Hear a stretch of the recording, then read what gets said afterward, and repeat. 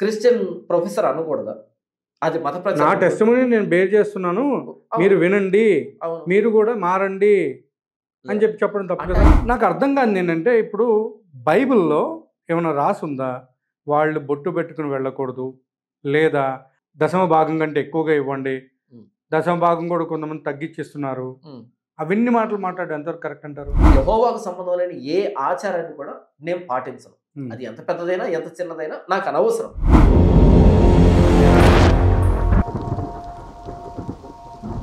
Government మనకేం చెప్పిందంటే, ఇక్కడ గుడి ఉంది గదా! ఈ చుట్టుపక్కల ఈ యాక్టివిటీ చేయకూడదు. ఇక్కడ ఒక చర్చ్ ఉంది కదా! ఈ చుట్టుపక్కల ఇలాంటి యాక్టివిటీ చేయకూడదు. ఇక్కడ మసీద్ ఉంది.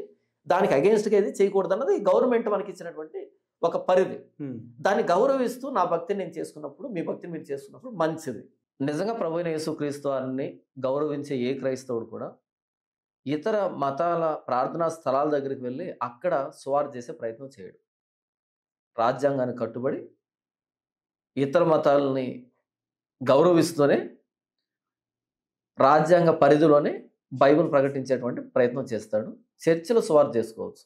లేదా క్రిస్టియన్ కమ్యూనిటీలో చేసుకోవచ్చు తప్ప, వారి ప్రార్థనా స్థలాల దగ్గరికి వెళ్లి చేయడం అన్నది పూర్తిగా నేను ఖండిస్తున్నాను. బైబిల్ కూడా దాన్ని ఖండిస్తూ ఉంది. అదేవిధంగా హిందువుల మనోభావాలు దెబ్బతీసే విధంగానే కాకుండా, ఇప్పుడు పిల్లలు స్కూల్ చదువుకుంటూ ఉంటారు.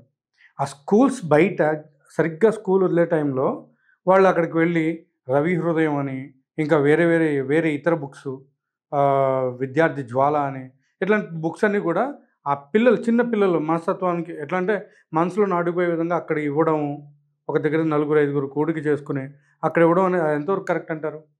అంటే ఇది ట్రాక్స్ పంచడం, పాంప్లెట్స్ పంచడం, చిన్న చిన్న పుస్తకాలు ఇవ్వడం, బైబిల్స్ కూడా ఇస్తున్నారు బైబిల్స్ ఇవ్వడం అదేం తప్పు కాదు. స్కూల్స్లోకి వెళ్ళి కూడా. అదే తప్పు కాదు. ఎట్లా అండి? ఎందుకు అంటే ఇప్పుడు చాలా అడ్వర్టైజ్మెంట్స్ ఇస్తున్నాం. పిల్లలు పెద్దలు కాదు. హాస్పిటల్ ఓపెన్ అయినప్పుడు, లేకపోతే షాపింగ్ మాల్ ఓపెన్ అయినప్పుడు, లేకపోతే జాతరను ఏదో మొత్తానికి అడ్వర్టైజ్మెంట్ అన్నది పాంప్లెట్స్ రూపంలో చిన్న చిన్న ఈ బుక్లెట్స్ రూపంలో జరుగుతూ ఉంది. ఇక్కడ యేసు ప్రభువుని తెలుసుకోండి అనే దానికి చిన్న పిల్లలకి ఎలాంటి విధానంలో చెప్పాలి, పెద్దలకి ఎలాంటి విధానం చెప్పాలన్నది ఎవరో రాశారు, దాన్ని పంచుతున్నారు. అది కంపల్షన్ కాదు. అంటే వాళ్ళు తీసుకోవాలి ఖచ్చితంగా. అంటే స్కూల్కి వెళ్ళి కూడా స్కూళ్ళల్లో కూడా బైబిల్ గురించి స్కూళ్ళల్లో కాదు నేను అంటున్నది, స్కూల్ బయట. ఓకే, బయట వచ్చినప్పుడు దారి పక్కన పంచడం అనేది అది జరుగుతుంది. ఇంకా స్కూల్లోకి వెళ్ళి కూడా చెప్పడం జరుగుతుంది. స్కూల్లోకి వెళ్ళి చెప్పడం అన్నది అది రాజ్యాంగం ఒప్పుకోదు. ఎందుకంటే స్కూల్ అన్నది అది ఆధ్యాత్మికమైనది కాదు. అది అన్ని మతాలు సమానంగా ఉండేటువంటి ప్రాంతం. అది అక్కడికి వెళ్ళి ఇలా చెప్పడం అన్నది నేను ఒప్పుకోను. బైబిల్ కూడా దాన్ని సమర్థించదు. రీసెంట్లీ మీకు ఒక విషయం తెలిసి ఉంటుంది, తిరుపతిలో ఒక ఇంజనీరింగ్ కాలేజ్ అనుకుంటుంది, అందులో చెంగయ్య గారు అని చెప్పేసి ఒక ఆయన కూడా ఉన్నారు. ఆయన ఆ కాలేజ్లో మత బోధన చేయడం అనేది ఎంతవరకు కరెక్ట్ అంటారు? మరి నేను ఆ ఇన్సిడెంట్ చూడలేదు, అదేంటో నాకు తెలియదు అసలు. చెంగయ్య గారు ఏం చేస్తుంటే ఆయన ఆడియో కాల్ కూడా బయటకు వచ్చి, ఎవరో స్టూడెంట్స్ రికార్డ్ చేశారు, నాకు తెలియదు. కానీ అలా చేయడం తప్ప రైట్? అది చెప్పండి. మీరు అన్నదాన్ని బట్టి నేను ఇక్కడ చెప్పలేను. అది నాకు దాని మీద అవగాహన లేదు. ఆయన ఇంతకీ ఏం చేశారు. కానీ అక్కడ నేను చెప్తున్నాను, నేను చూశాను, నేను విన్నాను. ఇంకొకటి ఏంటంటే మెయిన్ థింగ్ ఇక్కడ ఇంకొకటి కూడా జరిగింది ఎక్కడంటే, ఆయన ఉన్నటువంటి ఏదైతే క్యాబిన్ ఉందో ఆ దానిలో మామూలుగా దేవుడికి సంబంధించిన కొన్ని వాక్యాలు కానివ్వండి అవన్నీ కూడా పెట్టడం జరిగింది. అలా పెట్టుకోవడం కూడా తప్పే కదా? తప్పేంటది? ఆయన క్యాబిన్ అని మీరే చెప్పారు. ఆయన క్యాబిన్ ఆయన పెట్టుకుంటారు. అంటే ఆయన క్యాబిన్ అంటే మరి ఇప్పుడు అది తిరుపతి సంబంధించినటువంటి కాలేజ్ కదా? అలా కాదు. నిన్ననే షాపింగ్ మాల్ ఓపెన్ అయింది మా ఏరియాలో. పెద్ద షాపింగ్ మాల్ ఓపెన్ అయితే వెళ్ళాను, చూద్దామని వెళ్ళాను. ఎంట్రన్స్ లోనే పెద్ద విగ్రహం ఉంటుంది, హైందవ విగ్రహం ఉంటుంది. అక్కడికి ముస్లిమ్స్ వచ్చారు, క్రిస్టియన్స్ వచ్చారు, హైందవులు ఉన్నారు, నాస్తికులు, హేతువాదులు కూడా వస్తారు అక్కడికి. దాంతో ప్రాబ్లం లేదు ఎవరికి. ఆ షాపింగ్ మాల్ కట్టుకున్న వ్యక్తి విశ్వాసవాది పెట్టుకున్నాడు, మిగతా షాపింగ్ చేయడానికి వెళ్ళారు. ఇప్పుడు ఈ ప్రొఫెసర్ ఎవరైతే ఉన్నారో, లేకపోతే ఆయన ఎవరైతే ఉన్నారో, ఆయన విశ్వాసం ఆయన క్యాబిన్ లో ఆయన పెట్టుకున్నాడు. కాలేజీలో అలా చేయడం తప్పు కదా? ఇప్పుడు వినండి, విద్యా సంస్థలో మాట విద్యా సంస్థ మీరు అన్నప్పుడు శ్రీ సాయి ఇంజనీరింగ్ కాలేజ్ అని, శ్రీ సాయి అంటే ఎవరు? ఇంతకి వాళ్ళ ఇంట్లో ఎవరో ఒకరి పేరు కావచ్చు, పేరు కాదు. అక్కడ వాళ్ళ దేవుడిగా నమ్మేటువంటి వ్యక్తి పేరు పెట్టుకున్నారు దానికి. అక్కడ విగ్రహం కూడా ఉంటది, అక్కడ ఇమేజ్ ఫోటో కూడా ఉంటది అక్కడ. కాబట్టి మరి విద్యాలయానికి అది పెట్టడం ఏంటి? ఇక్కడ ఏంటంటే ఆ ప్రొఫెసర్ వ్యక్తిగత విశ్వాసం అది. ఆయన క్యాబిన్ లో పెట్టుకున్నాడు, ఆయన క్యాబిన్ లో పెట్టుకున్నాడు, విషయం ఏం కాదు అది. వేరేదే. ఈ మధ్య ఈ మతం రంగు పులుముకొని వచ్చినటువంటి కొంతమంది మతోన్మాద భావజాలం కలిగిన వ్యక్తులు ఎవరైతే ఉన్నారో క్రిస్టియన్స్ ని టార్గెట్ చేయడం స్టార్ట్ చేశారు. వాళ్ళు ఏ మాట మాట్లాడినా సరే, ఇదిగో స్కూల్లో మత ప్రచారం చేస్తున్నాడు, ఇక్కడ మత ప్రచారం చేస్తున్నాడు. మత ప్రచారం ఎందుకు అవుతుంది? మన వీధిలో వెళ్తున్నప్పుడు శ్లోకాలు వినబడుతూ ఉంటాయి, భగవద్గీత శ్లోకాలు. అదే మత ప్రచారం కాదే. వాళ్ళు పెట్టుకున్నారు, మనం వింటున్నాం. అదే చర్చిలో ఏదైనా వినబడినప్పుడు మత ప్రచారం. లేకపోతే హైందవులు ఏదైనా ఉన్నారు, ఏదో పాఠం చెప్పేటప్పుడు మనం చేసుకున్నది, అది మన కర్మ అనుభవించాలి అని ఒక మాట అన్నప్పుడు పాఠం మధ్యలో మత ప్రచారం కాదు, అది ఒక విషయం చెప్పాడు. అలా ఒక క్రిస్టియన్ ప్రొఫెసర్ అనకూడదా? అది మత నా ప్రచారం. టెస్టిమనీ నేను బేర్ చేస్తున్నాను, మీరు వినండి, అవును, మీరు కూడా మారండి అని చెప్పడం తప్పు అంటే కదా. ఆయన ఏ సందర్భంలో చెప్పాడని నాకు తెలియదు. అదే తెలియదు కాబట్టి నేను మాట్లాడలేకపోతున్నాను. నేను టీచర్ని, నేను గతంలో టీచింగ్ చేశాను. ఖాళీ సమయం లేజర్ అవర్ వచ్చినప్పుడు అప్పటికి సబ్జెక్ట్ చెప్పుంటాం. తర్వాత లేజర్ అవర్ వచ్చినప్పుడు మరలా సబ్జెక్ట్ కంటిన్యూ చేసినప్పుడు పిల్లడు వినడు, వాడి మైండ్ తీసుకోదు. 45 మినిట్స్ మించి వాడి మైండ్ తీసుకోదు. కాబట్టి అంటే వాడికి ఏదైనా వర్క్ ఇవ్వడం, వాడిని చదివించడం, ఇలాంటి కొన్ని యాక్టివిటీస్ చేయిస్తాం అనమాట. ఆ సమయంలో కొంతమంది ఉత్సాహం ఉండేటువంటి పిల్లలు వచ్చి, సార్ మీరు క్రిస్టియన్ కదా సార్, మీరు యేసు గురించి చెప్తారు కదా సార్, చెప్పండి సార్ యేసు గురించి ఏంటి, ఆయన ప్రత్యేకత ఏంటి, మిగిలినటువంటి దేవునితో పోల్చుంటే ఆయన ఎవరని పిల్లలు అడిగేవాళ్ళు నన్ను. అది అడిగినప్పుడు చెప్పడం వేరు. అంటే అడిగేవాళ్ళు, అప్పుడు నేను చెప్పేవాడిని. లేదా కొన్ని సందర్భాల్లో ఏంటంటే నేనే ఇండైరెక్ట్గా మోటివేట్ చేశాను. అంటే ఆధ్యాత్మికత విషయంలో వాళ్ళకి కొంచెం ఒక ప్రశ్న లాంటి దాన్ని వేసి చెప్పే ప్రయత్నం చేసేవాడిని. నేను మత ప్రచారం చేసేవాడిని కాదు. వాళ్ళు ఆలోచించేదానికని దైవత్వం అంటే ఏంటి, ఎలా ఉంటాడు దేవుడు అనేటువంటి ఒక జనరల్ టాపిక్ తీసుకుని చెప్పేవాడిని. అదే మత ప్రచారం కాదు. ఇప్పుడు నేను నా బిడ్డకు చెబుతాను, నేను ఏదైతే మంచి అని అనుకుంటున్నానో, నిజం అనుకుంటున్నానో, దాన్ని నా బిడ్డకు నేను చెప్పాల్సిన బాధ్యత నా మీద ఉంది.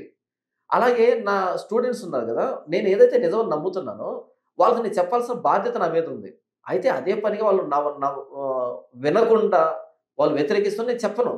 కంపల్షన్ కాదు అది.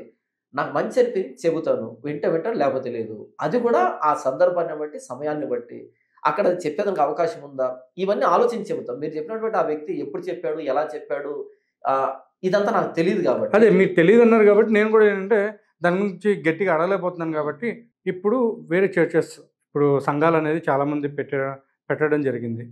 సో ఆ సంఘాల్లో నాకు అర్థం కాదు ఏంటంటే, ఇప్పుడు బైబిల్లో ఏమైనా రాసి ఉందా వాళ్ళు బొట్టు పెట్టుకుని వెళ్ళకూడదు, లేదా దశమ భాగం కంటే ఎక్కువగా ఇవ్వండి, దశమ భాగం కూడా కొంతమంది తగ్గించిస్తున్నారు, అవన్నీ మాటలు మాట్లాడడం ఎంతవరకు కరెక్ట్ అంటారు? ఇక్కడ నేను మొదటి బొట్టు అన్నారు కదా, బొట్టు అన్నది పెట్టుకోకూడదు అని బైబిల్లో రాసి ఉందా అని మీరు అన్నారు కదా.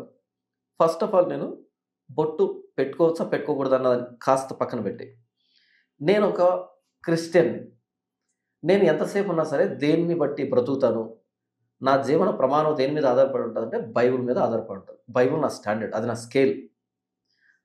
దాని దాటి బయటకు వెళ్ళకూడదు ఒక క్రిస్టియన్గా.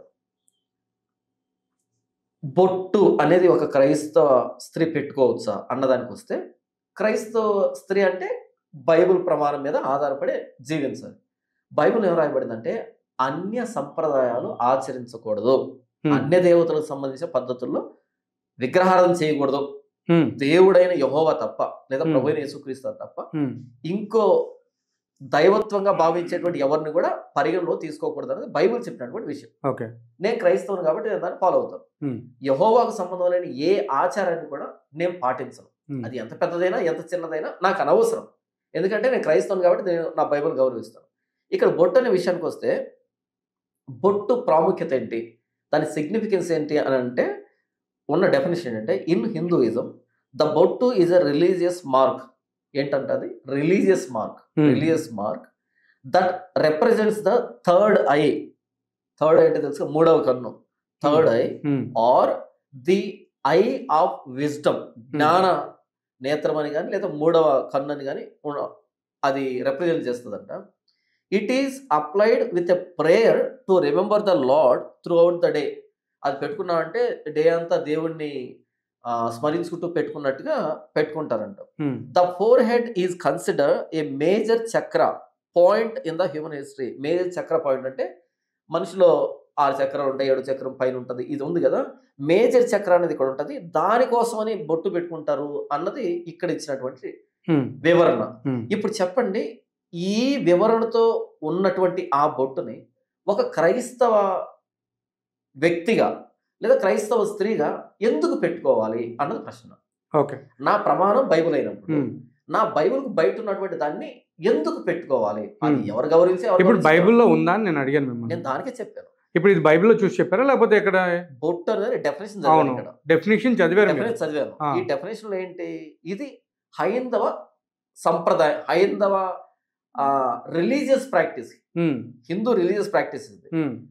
అంటే బైబిల్ కాదు కదా, అపార్ట్ ఫ్రమ్ బైబిల్, అది బైబిల్ బయట కదా. బైబిల్ బయట ఉన్న దేన్ని కూడా క్రైస్తవుడు చేయకూడదు, క్రైస్తవ స్త్రీ చేయకూడదు. కాబట్టి క్రైస్తవులు బొట్టు పెట్టుకోరు అన్నది మొదటిది. ఓకే. ఇక రెండవది, అయితే ఇక్కడ ఇంకో మాట చెప్పాలి నేను.